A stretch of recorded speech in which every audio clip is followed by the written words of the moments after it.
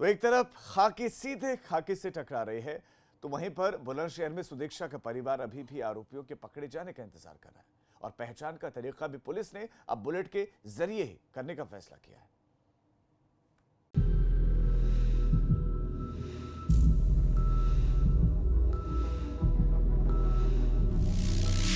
होनहार छात्रा की मौत का सामने आएगा सच।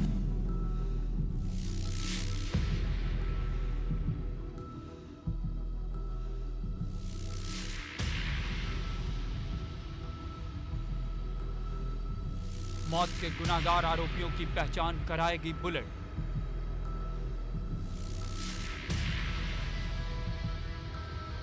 एसआईटी उठाएगी छेड़खानी के गुनाह पर से पर्दा।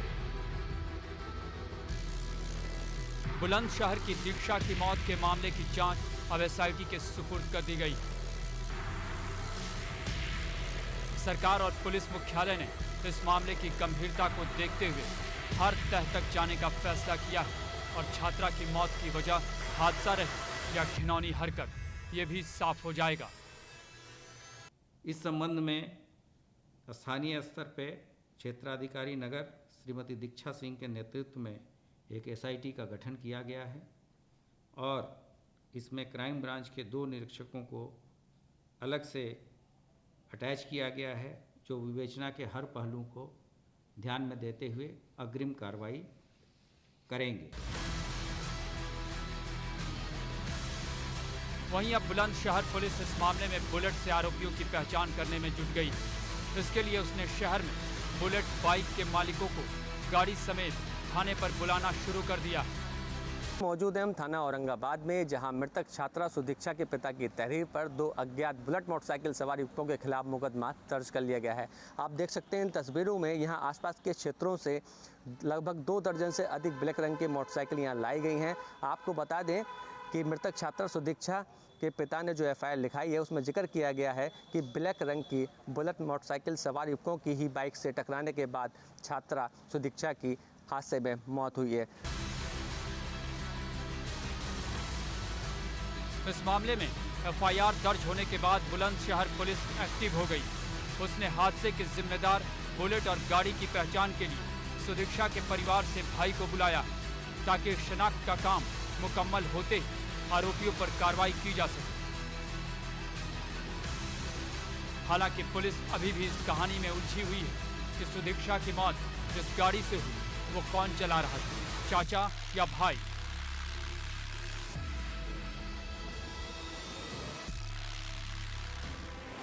वहीं इस मामले में सियासत भी अपना रास्ता खोजने में जुटी हुई।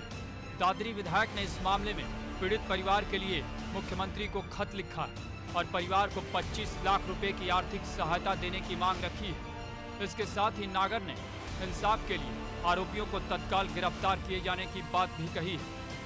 वहीं यूपी में पैर पसारने की कोशिश में लगी आम आदमी पार्टी भी इस मामले में कूद पड़ी है। पार्टी के राज्यसभा सांसद संजय सिंह पीड़ित परिवार से मिलने पहुंचे और सरकार पर निशाना साध दिया। बेटी सुदीक्षा के परिवार से मिला और जो कुछ भी उनके परिवार के लोगों ने बताया रोंगटे खड़े करने वाला है, हैरान करने वाला है और आपकी आंखों से आंसू निकल जाएगा अगर पूरी कहानी आप सुनेंगे। एक ऐसी बिटिया, 6 भाई बहन, उसमें सबसे बड़ी ये बिटिया अपने पूरे परिवार के भाई बहनों को पढ़ाने का काम करती थी।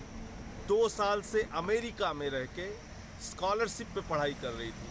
3 करोड़ 80 लाख रुपए की स्कॉलरशिप इस बच्ची को मिलती थी। आप सोचिए कितनी होनहार बेटी थी, कितनी मेधावी बेटी थी और गुंडों की गुंडागर्दी, छेड़खानी का शिकार होकर मौत के मुंह में समा गई। कांग्रेस महासचिव प्रियंका गांधी भी इस मसले को ट्वीट कर उठा चुकी है। उन्होंने बाकायदा सुदीक्षा का एक वीडियो पोस्ट कर ट्वीट करते हुए सरकार से सवाल किए थे।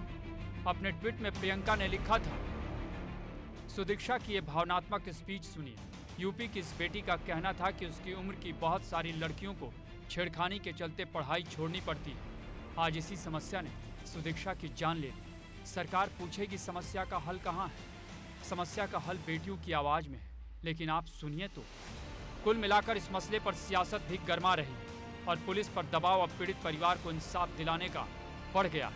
लेकिन पुलिस इसमें कामयाब होगी, इस सवाल का जवाब मिलना बाकी। बुलंदशहर से अनुभव शर्मा के साथ ब्यूरो रिपोर्ट, एबीपी गंगा।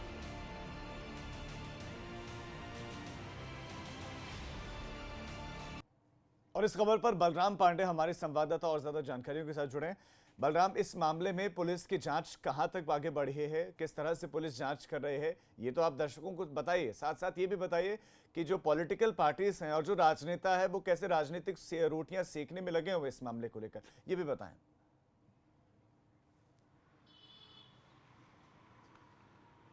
देखिए राजीव, पुलिस लगातार आरोपियों तक पहुंचने के लिए नए नए हथकंडे अपना रही है। शुरुआत में उसने औरंगाबाद थाने के आसपास की जितनी भी बुलेट रजिस्ट्रेशन हुई थी उनके सभी ऑनर्स को बुलाया बुलेट के साथ। उसके बाद उनसे पूछताछ की, लेकिन पुलिस को कोई भी साक्ष्य हाथ नहीं लगे और ना ही कोई सुराग लगा।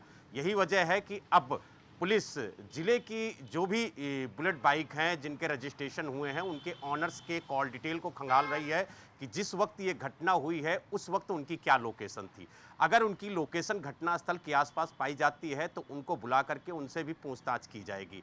साथ ही पुलिस की अब जो इन्वेस्टिगेशन है वो पूरी बुलेट बाइक पर अटकी हुई है और उसे उम्मीद है कि जब हम ऑनर्स की कॉल डिटेल को खंगालेंगे तो कहीं ना कहीं उसको कुछ साक्ष्य जरूर मिलेंगे।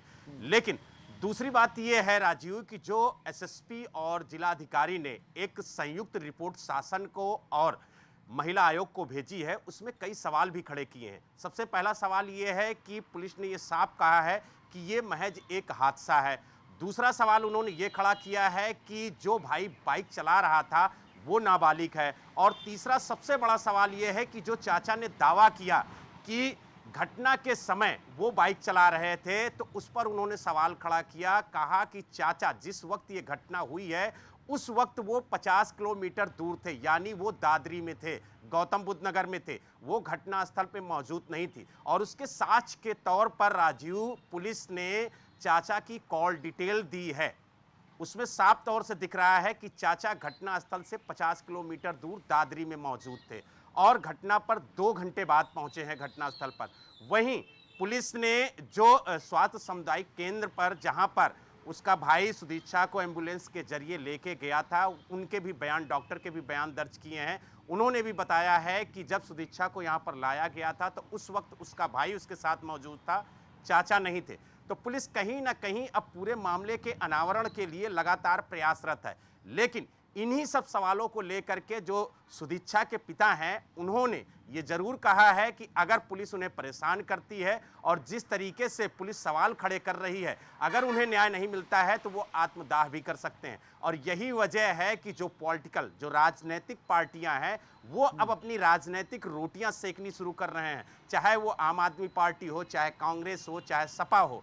क्योंकि उनका मानना है कि जिस तरीके से इस पूरे मामले को हाइप दिया गया, जिस तरीके से ये प्रोफाइल हाइप हुई है और इस घटना में जो परिजन हैं उनके बयान आ रहे हैं उसको लेकर के कहीं ना कहीं अब राजनीतिक दल सरकार को घेरने की परिवार को न्याय मिले या ना मिले ये खैर मकसद होता भी नहीं है, उससे वोट कितने मिले ये मकसद होता है। आपका बलराम इस तमाम जानकारी के लिए धन्यवाद। तो जांच चल रही है, पुलिस सभी बुलेट वालों को बुला रही है, उनसे पूछताछ कर रहे हैं, उनकी लोकेशन जानने की कोशिश कर रहे हैं, तमाम दूसरी चीजें भी निकल कर आ रही हैं। बहरहाल इस खबर से जुड़ी हुई जो अपडेट्स होंगी वो लगातार एबीपी गंगा पर आपको लगातार मिलती रहेंगे।